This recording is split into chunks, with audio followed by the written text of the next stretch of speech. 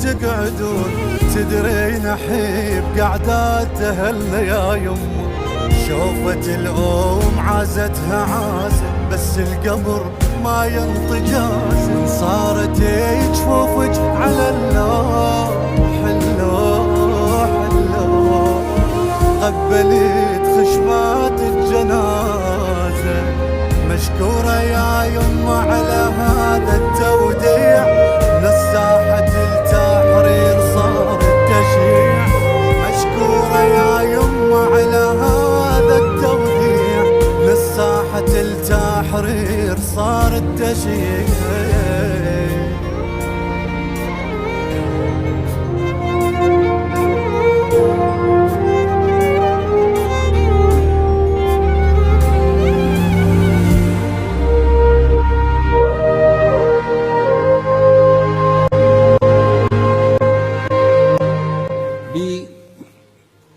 أساء وحسرة نقف اليوم لنؤبن أبناء كبدنا وأفلاج صدورنا الذين انتقلوا إلى جوار ربهم أسوة بالذين قتلوا في سبيل الله.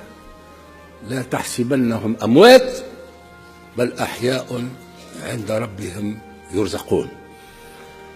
وهؤلاء الأبناء من أبناء تونس البررة سقطوا في ساحة الشرف خدمة لتونس وأمنها واستقرارها.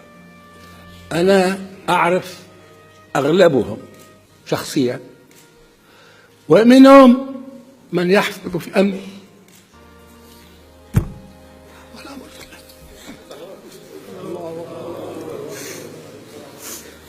ولذا فأني أقول لهذه العائلات أن الدولة معكم وستتحمل كل التكلفات في هذا، وهذول ما نرجعهمش، لكن الدولة ستكون عند مسؤولياتها. وتفاوضت منذ حين مع السيد رئيس الحكومة وهنالك برنامج كامل في التعهد بكل ذلك.